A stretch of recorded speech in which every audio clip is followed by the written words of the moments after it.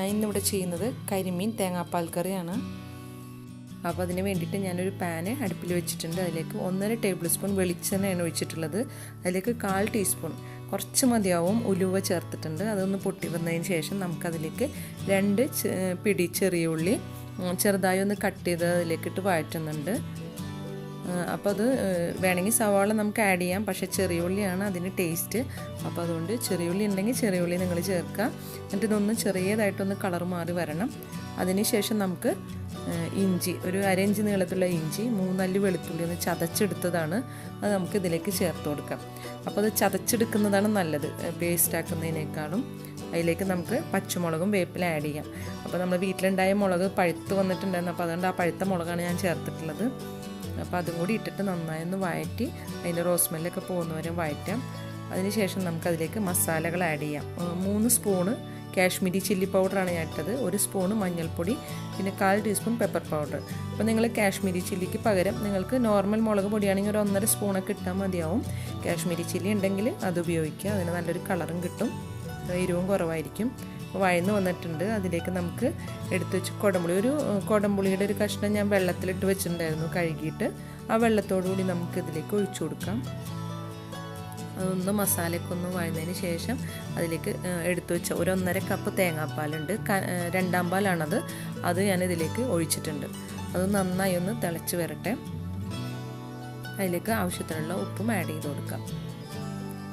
നന്നായി ഒന്ന് തിളക്കട്ടെ. പിന്നെ ഞാനിതിലേക്ക് തക്കാളി ഇടാൻ മറന്നുപോയി. തക്കാളി പേസ്റ്റ് ആക്കിയിട്ട് അരച്ചിട്ടാണ് ചേർക്കുന്നത്, മറന്നുപോയി.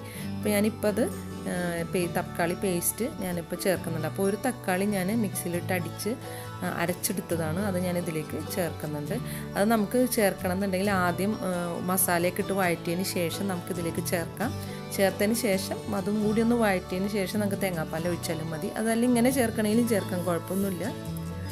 അപ്പോൾ അത് നമുക്ക് നന്നായി ഒന്ന് തിളച്ചിട്ട് ഇപ്പോൾ തന്നെ തിക്ക് ഗ്രേവി ആയിട്ട് വന്നിട്ടുണ്ട്. ഇപ്പോൾ നന്നായി തിളച്ചതിന് ശേഷം ഞാൻ അതിലേക്ക് 4 ചെറിയ കരിമീനാണ്, ഒരു 4 എണ്ണം അതിലേക്ക് ഇട്ട് കൊടുക്കുന്നുണ്ട്.